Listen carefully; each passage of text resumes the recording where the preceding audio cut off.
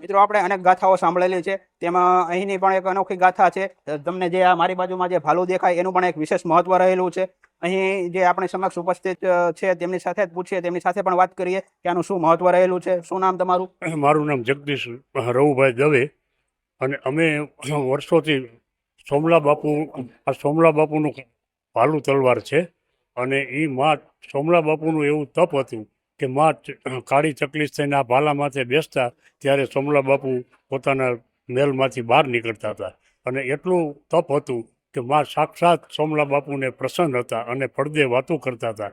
અને આ ભાલું તલવાર જે છે એ અમારા પરંપરા, અમારી પેઢીને આ દર પહેલા નોરતે લઈ જવાના અમારે કર છે.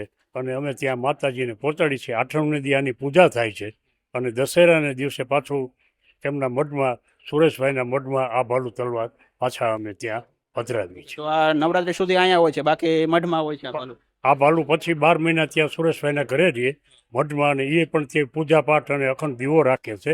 અને સતત જેમ સોમલા બાપુ તપ કરતા હતા એવું સુરેશભાઈ પણ તપ કરે છે.